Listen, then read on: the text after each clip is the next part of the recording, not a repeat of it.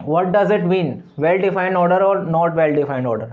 देखिए इसी को मैं एक्सप्लेन कर रहा हूँ। फॉर एग्जांपल हम लोगों ने आपको बताया था NaCl, नमक, जो आप लोग देखते हैं नमक का जो क्रिस्टल होता है, तो आपने देखा होगा कि NaCl में क्या होता है, एक प्रॉपर ऑर्डर होता है।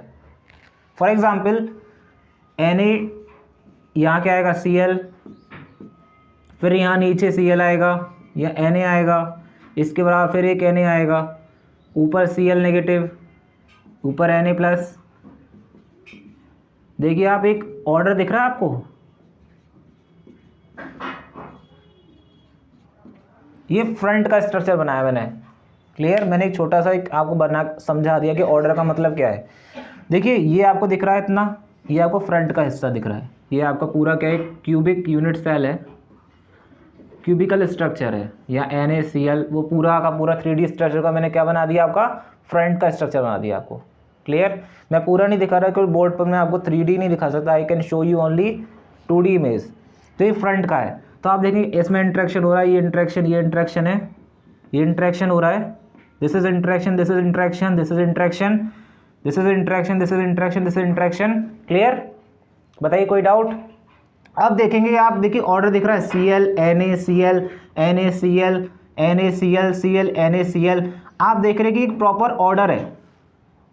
तो जब यहाँ क्या रहता है कि जो हमारा क्रिस्टलाइन सॉलिड्स होते हैं, they have a proper order और proper arrangement of what, atoms, proper arrangement है कि नहीं। While in case of amorphous they do not have a long range order. यहाँ एक लॉन्ग रेंज ऑर्डर दिख रहा है आपको, यहाँ ऑर्डर आपका जैसा है वैसे ही रहेगा, फिक्स है, चेंज नहीं होगा। लेकिन यहाँ क्या होता है, एमॉर्फस में क्या होता है, does not have well defined order. Clear, well defined order नहीं है। कैसे, देखिए इसका एग्जाम्पल क्या है आपका, सैंड, सिलिका, जो रेत होती है, मिट्टी होती है ठीक है। तो सिलिका क्या है, बेसिकली इसमें does not have well defined order. I will tell you what does it means. देखिए सिलिका में क्या होता है कि सिलिकन, ऑक्सीजन, सिलिकन, फिर ऑक्सीजन, फिर सिलिका, आगे जाएंगे तो आपको ये ऑर्डर नहीं दिखेगा। फॉर एग्जांपल फिर एक सिलिका आ जाएगा, फिर कुछ आ जाएगा, डबल ऑक्सीजन आ जाएंगे, फिर सोडियम, कुछ और भी एटम्स होते हैं। लेकिन आप देखेंगे यहाँ पर एमॉर्फस में क्या होता है, एक ऑर्डर होता है, silicon oxygen silicon, silicon oxygen silicon, एक ऑर्डर होता है। लेकिन वो जो ऑर्डर रहता है कि वो 4-5 चेन तक रहता है, मतलब ज़्यादा लॉन्ग रेंज ऑर्डर नहीं है। आप देखेंगे कि थोड़ी देर बाद ऑर्डर ब्रेक हो गया, यहाँ तक ऑर्डर में है, आगे जाके ऑर्डर ब्रेक हो गया। क्लियर, तो amorphous solids do not have a long range order while crystalline solids have a well defined order, and this is the reason crystalline solids have high melting point and they have a high electrostatic force of attraction between the ions. इनका melting and boiling point बहुत high रहता है। while in case of amorphous solids they behave as a liquid but it is not liquid. remember यहाँ क्या है कि अगर आप इसको बर्न करेंगे, if you are providing some heating, heat दे रहे हैं इसको, clear, if you are providing some heating to this, यहाँ से आप इसको हीट कर रहे हैं, तो क्या होगा, व्हाट हैपन, यहाँ मॉलिक्यूल्स का एक लॉन्ग रेंज ऑर्डर है, तो यहाँ आपको ज़्यादा हीट देनी पड़ेगी। क्लियर, आप देख रहे हैं यहाँ मॉलिक्यूल्स की देखो स्ट्रेंथ, इन दोनों के बीच का इंटरेक्शन जो है, इनकी जो Na और Cl जो है, हर एक NaCl के बीच में जो स्ट्रेंथ है, जो इलेक्ट्रोस्टैटिक फोर्स लग रहा है, that is of equal strength. ऐसा नहीं है कि यहाँ पर इसकी स्ट्रेंथ अलग है, इसकी स्ट्रेंथ अलग, इसकी स्ट्रेंथ अलग है, इसकी स्ट्रेंथ अलग है, यानी हर एक बॉन्ड का एक पर्टिकुलर स्ट्रेंथ है। क्लियर, हर एक बॉन्ड का क्या है, एक पर्टिकुलर स्ट्रेंथ है। आप देख सकते हैं कि अगर आप उसको हीट करेंगे तो what happen, all bonds will not break at a same time, it requires more heating to break these bonds. Clear, कोई डाउट यहाँ तक किसी को बताइए, is there any doubt. While in case of amorphous, यहाँ क्या है आपका, एक पर्टिकुलर चेन तक ऑर्डर रहता है, लेकिन after a long period of time it will not follow any order. तो आप इसको हीट करेंगे तो जो वीक बॉन्ड है वो पहले ब्रेक हो जाएंगे, वाइल स्ट्रॉन्ग बॉन्ड जिनका ऑर्डर फॉलो हो रहा है, it will break after some time. It means amorphous solids में क्या होता है, डिफरेंट बॉन्ड्स होते हैं, डिफरेंट बॉन्ड होने की वजह से क्या होता है, डिफरेंट स्ट्रेंथ रहती है उनकी, डिफरेंट बॉन्ड्स होते हैं यहाँ पर ऑफ डिफरेंट स्ट्रेंथ। क्योंकि ऐसा क्यों है, क्योंकि यहाँ पर कोई ऑर्डर फॉलो नहीं हो रहा। सिलिका और ऑक्सीजन यहाँ बॉन्ड अलग है, यहाँ सेम है, यहाँ सेम है, तो इसको जो यहाँ देखिए सिलिका सिलिका है, देख रहे हैं आप, तो जो सिलिका सिलिका के बीच में बॉन्ड है उसका स्ट्रेंथ अलग है, इसका स्ट्रेंथ अलग है, इसका स्ट्रेंथ अलग है, तो it requires not a optimum heating, it requires what, थोड़ा हीट करेंगे तो इतना पार्ट मेल्ट जल्दी हो जाएगा, इतना पार्ट बाद में मेल्ट होगा। क्लियर? तो यू रिक्वायर पर्टिकुलर, आपको यहाँ तो बता दोगे कि क्रिस्टलाइन सॉलिड में कितना हीटिंग रिक्वायर्ड है टू मेल्ट दिस NaCl, लेकिन आप यहाँ कैसे बताओगे, how do you tell, because यहाँ तो कोई लॉन्ग रेंज ऑर्डर है ही नहीं है। आपने पहले स्टार्ट करा हीटिंग, तो जो वीक बॉन्ड है वो ब्रेक हो गए, वो मेल्ट होना स्टार्ट हो जाएंगे, वो पहले पिघल के बाहर निकले आएंगे, लेकिन जो स्ट्रॉन्ग बॉन्ड्स हैं इसमें एमॉर्फस में वो रह जाएंगे। इसीलिए यहाँ क्या रहता है, एमॉर्फस सॉलिड्स में डिफरेंट बॉन्ड्स होते हैं जिनकी डिफरेंट स्ट्रेंथ होती है, while in case of crystalline solid every bond they form a particular order and they have a unique strength. सभी बॉन्ड्स जो होते हैं इक्वल स्ट्रेंथ के होते हैं, तो सभी को तोड़ना होगा तो यहाँ ज़्यादा हीटिंग की रिक्वायरमेंट होगी, यहाँ आप निकाल सकते हो। While in case of amorphous they are not in a well organised order, so it requires different heatings. यहाँ बॉन्ड्स की स्ट्रेंथ क्या रहती है, अलग अलग। क्लियर? तो यहाँ तक क्लियर हुआ? किसी कोई डाउट क्रिस्टलाइन और एमॉर्फस में? कोई डाउट बताइए यहाँ तक किसी को? Is there anyone who has a doubt in crystalline solid? So देखिए, सॉलिड एक बहुत बड़ी क्वांटिटी है। सॉलिड क्या है, बहुत सारे टाइप से होते हैं, लेकिन उसको हमें डिवाइड भी तो करना है, वरना कैसे सीखोगे आप, है ना? तो कोई बड़ी सी चीज़ है, उसको इजी वे में आपको सीखना है तो हमें क्या करना पड़ेगा, उसकी हिरार्की बनानी पड़ेगी, डिवाइड करना होता है। तो क्रिस्टलाइन, एमॉर्फस। नाउ क्रिस्टलाइन जो है आपका, it is also divided into following parts. जो क्रिस्टलाइन सॉलिड्स होते हैं, crystalline solids, they are also divided into the following sub parts on the basis of, किस बेसिस पे, on the basis of bonding, on the basis of on the basis of bonding crystalline solids are divided into following parts। पहला क्या है आपका, molecular solids, molecular solid। अगला क्या है आपका, ionic solid, ionic solid, you can write down ionic solid। Third, covalent solid, covalent solid. अगला है आपका मेटलिक सॉलिड, मेटलिक सॉलिड। अब वन बाई वन करके हम लोग इसको इजी वे में समझेंगे। क्लियर? कोई डाउट यहाँ तक किसी को? ओके। देखिए, मॉलिक्यूलर सॉलिड नाम से ही पता चल रहा है कि ऐसे मॉलिक्यूल जिसमें जो, देखिए, on the basis of bonding, bonding के बेसिस पे ही डिफर कर रहे हैं। क्रिस्टलाइन सॉलिड को हमने क्या करा, फर्दर कैटेगरीज में डिवाइड कर दिया टू स्टडी प्रॉपरली। अब देखिए, मॉलिक्यूलर सॉलिड्स क्या होते हैं, मॉलिक्यूलर सॉलिड्स क्या होते हैं, नाम से बदल रहा है, it is made up of molecules. Clear? यहाँ क्या होगा, मॉलिक्यूलर सॉलिड्स में जो बॉन्डिंग होगी मॉलिक्यूल और मॉलिक्यूल के बीच में होगी। For example what,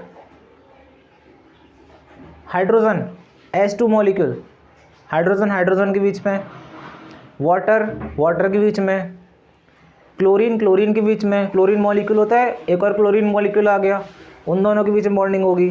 for example, यहाँ किसका एग्जांपल क्या है, Cl2 N2 H2 H2O। For example, एक Cl2 का मॉलिक्यूल ले रहा, दूसरा Cl2 का मॉलिक्यूल ले रहा, इन दोनों के बीच में जो बॉन्डिंग होगी, ऐसे सॉलिड्स को क्या बोलते हैं, molecular solids.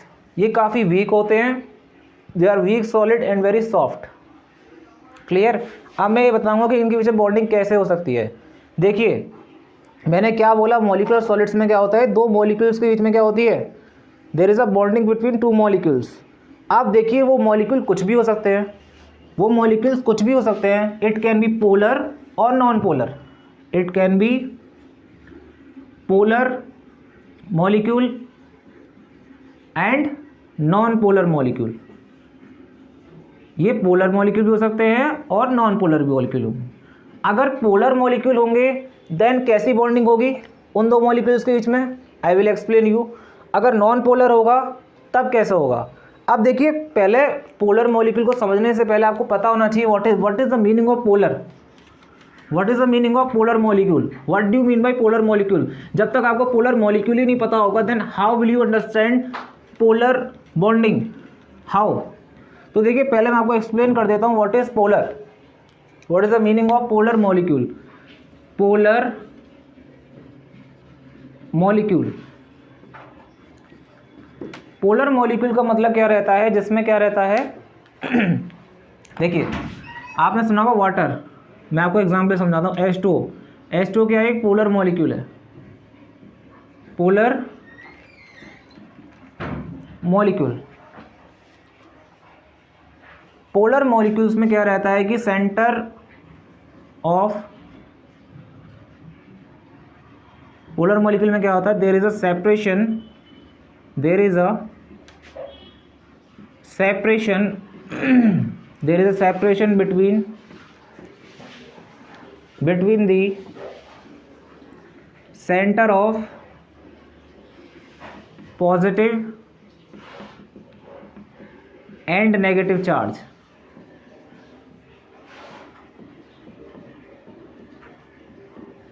Clear, negative charge इनके इसमें क्या रहता है, पॉजिटिव और नेगेटिव के जो सेंटर होता है उसके इसमें क्या रहता है, सेपरेशन। इट मीन्स व्हाट, इनके पास क्या रहता है, एक डायपोल मूवमेंट रहता है। क्या रहता है, डायपोल मूवमेंट। अब मैं आपको ये चीज़ समझाऊंगा कि डायपोल मूवमेंट क्या रहता है फिजिक्स की लैंग्वेज में। It is a class 12 topic but I will explain you in a very very easy manner. कि देखिए बच्चों को यही कन्फ्यूजन होता है कि व्हाट इज सेपरेशन। अब यही नहीं पता काफ़ी बच्चों को कि जो सेपरेशन रहता है वो क्या होता है, what is the meaning of separation. तो देखिए वही मैं एक्सप्लेन कर रहा हूँ, काफ़ी बच्चों को कन्फ्यूजन रहता है कि सेपरेशन का मीन्स क्या रहता है। तो देखिए ये आपका H2O का मॉलिक्यूल है, देख रहे हैं आप, यहाँ क्या होगा, माइनस नेगेटिव चार्ज, यहाँ प्लस चार्ज होगा। क्लियर। अब देखिए मैं आपको इतना एक्सप्लेन कर रहा हूँ, what am I explaining you, कि मैंने क्या बोला कि centre of positive charge and centre of negative charge के बीच में सेपरेशन होगा then it is a polar molecule. Clear. अब देखिए इस पॉजिटिव और इन दोनों का सेंटर कहाँ रहेगा, ये होगा centre, centre of these positive charge इनका ये रहेगा, this is centre of positive charge. Clear, समझ जाना, ठीक है। ये क्या है, सेंटर ऑफ पॉजिटिव चार्ज। जैसे मैंने आपको सेंटर ऑफ मास पढ़ाया था, इन द सिमिलर वे आप समझ जाइए कि इन दोनों पॉजिटिव चार्ज का जो सेंटर होगा इनके बीच में लाई करेगा। This is the centre of positive charge. Clear, कोई डाउट। नेगेटिव चार्ज का सेंटर कहाँ होगा, ये होगा, this is the centre of negative charge. आप देख रहे हैं कि ये नेगेटिव चार्ज का सेंटर है, ये पॉजिटिव चार्ज का सेंटर है। आप देख रहे हैं कि इन दोनों के बीच में क्या है, there is some separation, let us suppose 2L। Clear. तो अगर मॉलिक्यूल, पोलर मॉलिक्यूल क्या रहते हैं, जिनका polar molecule are those molecules in which there is a separation between the centre of positive charge and the centre of negative charge. Clear, कोई doubt यहाँ तक। While in case, अब देखिए एक पोलर मॉलिक्यूल ये रहा, दूसरा पोलर मॉलिक्यूल, ऐसे तो बहुत सारे होंगे, आपने एवोगैड्रो नंबर पढ़ा होगा आप लोगों ने, वहाँ भी क्या रहता है, ऐसा ही रहता है। देखिए ये रहा, यहाँ भी क्या रहेगा, पॉजिटिव, इसका सेंटर होगा, एक डायपोल यहाँ क्रिएट होगा। क्लियर, देख रहे हैं आप। एक वाटर का मॉलिक्यूल ये रहा, एक वाटर का मॉलिक्यूल ये रहा, ये आपस में क्या है, पोलर मॉलिक्यूल है। These are two polar molecule and ये एक डायपोल बन गया, एक डायपोल ये बन गया। तो कैसा इंटरेक्शन होगा? Dipole dipole interaction. ये आपने पढ़ा होगा केमिस्ट्री में, पढ़ा है केमिस्ट्री में आप लोगों ने। This is the dipole dipole interaction. ये कैसा इंटरेक्शन लग रहा है इनमें? This is the dipole dipole dipole dipole interaction. बहुत पढ़ाया होगा dipole dipole interaction, London force, van der Waals force, there are so many forces you read, लेकिन उसका मीनिंग आज तक कभी समझ में आया? बताइए। But after learning from here you can learn is a easy manner कि पोलर मॉलिक्यूल के बीच में डायपोल डायपोल इंटरेक्शन कैसे लगता है। कि फर्स्ट पोलर मॉलिक्यूल क्या रहता है कि उनके बीच में क्या रहता है? एक सेपरेशन रहता है। मीन्स सेपरेशन का मतलब ही सिंपल ये है कि it is forming some dipole. ये डायपोल हो गया, इन दोनों डायपोल में क्या रहेगा? There is some force, that force is known as dipole dipole interaction. अब डायपोल का मीन्स क्या होता है? मीन्स दो पोल होने चाहिए, एक नेगेटिव पोल एक पॉजिटिव पोल। क्लियर? कोई डाउट यहाँ तक?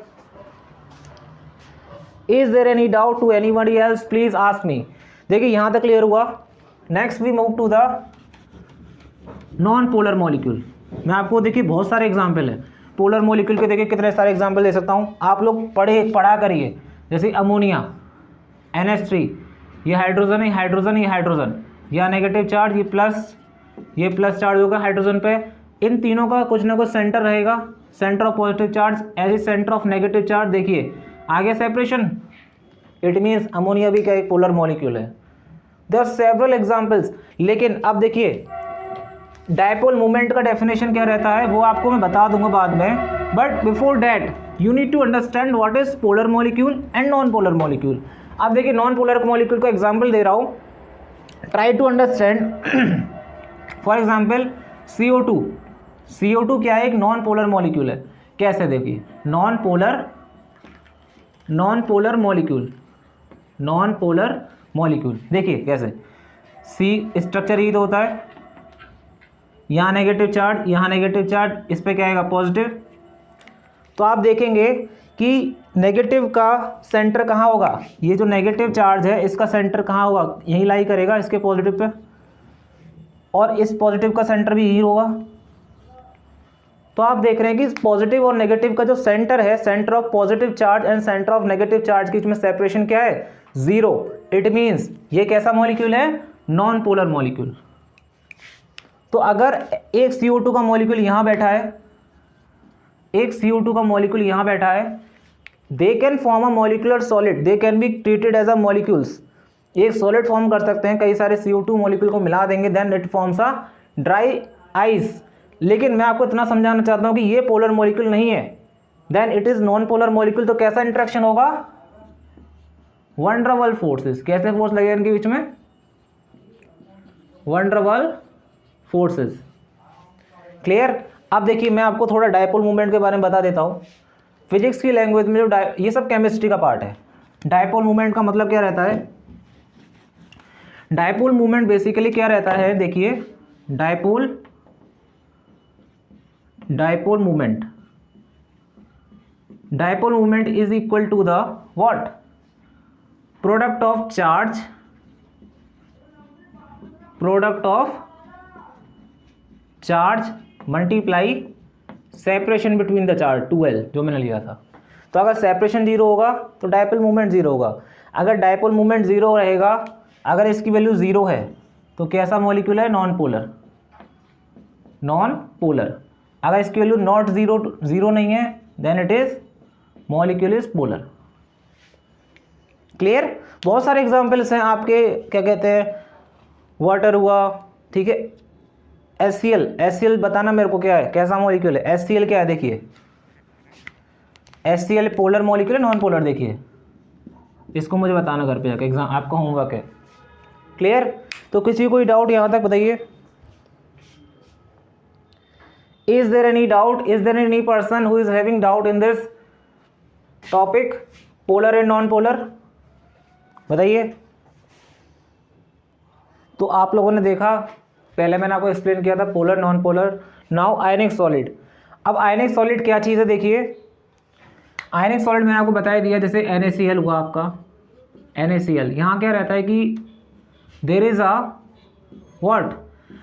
A highly huge amount of, we can say that is a strong electrostatic force between the ions. देखिए आयनिक सॉलिड मतलब जो आयन से मिलके बना है, NaCl या Cl नेगेटिव हो गया, मतलब इनके बीच में जो इंटरेक्शन हो रहा है देख रहे हैं आप, NaCl यहाँ Cl आ गया, फ्रंट का स्ट्रक्चर बना रहा हूँ इसके जो फ्रंट का। क्लियर। तो आयनिक सॉलिड बहुत आसान है, मैं आपको एक्सप्लेन कर चुका हूँ। आयनिक सॉलिड में क्या रहता है, आयनिक बॉन्ड बनते हैं and it is comparatively stronger than molecular solid. They are very very hard and have high melting and boiling point. Clear. Next we come to the covalent solid. Covalent solid क्या है, covalent solid आपको पता है कि solids, ऐसे solids जो mutual sharing से बनते हैं, जिनमें क्या रहता है, कोवेलेंट बॉन्ड रहता है। फॉर एग्जांपल डायमंड, डायमंड क्या है, एक लॉन्ग रेंज ऑर्डर रहता है जहाँ पर एक 3D स्ट्रक्चर है। डायमंड कैसा, एक जैसे कार्बन हुआ, यहाँ एक 4 कार्बन आ गए, फिर इससे 4 कार्बन जुड़ गए, फिर यहाँ एक कार्बन आ गया। ऐसे ही क्या रहता है, डायमंड में क्या होता है, एक लॉन्ग एक्सटेंसिव स्ट्रक्चर होता है कार्बन्स का। And diamond is very very hard and very very high melting and boiling point than any solid. Diamond is highly देखा हो, डायमंड क्या है, कांच को भी काट देता है। तो diamond is very, because diamond में क्या होता है कि सिर्फ कोवेलेंट बॉन्डिंग नहीं होती, इसमें पूरा का पूरा जाल होता है 3D स्ट्रक्चर का। कोवेलेंट एक लॉन्ग रेंज एक्सटेंडिंग ऑर्डर होता है कार्बन का। डायमंड हुआ, ग्रेफाइट में थोड़ा कम रहता है, इसलिए ग्रेफाइट डायमंड से ज़्यादा हार्ड नहीं होता। क्लियर। तो कोवेलेंट सॉलिड समझ आ गया। Next is metallic solid. मैं आपको बस हल्का हल्का मतलब आइडिया दे रहा हूँ, क्योंकि आपको डीप में अभी जाना नहीं है इसमें। यू नीड टू अंडरस्टैंड बस सॉलिड्स का थोड़ा बहुत समझ लीजिए, क्योंकि जब मैं आपको एक्सप्लेन करूँगा रिजिडिटी, इलास्टिसिटी, मतलब बहुत सारी चीज़ें मैं आपको एक्सप्लेन करूँगा और मैं आपसे पूछूंगा, देन आपको तब प्रॉब्लम नहीं होना चाहिए। क्लियर।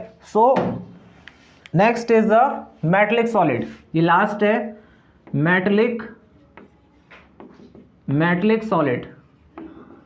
अब देखिए मेटलिक सॉलिड क्या रहते हैं, metallic solids means the solids which are forming by metals.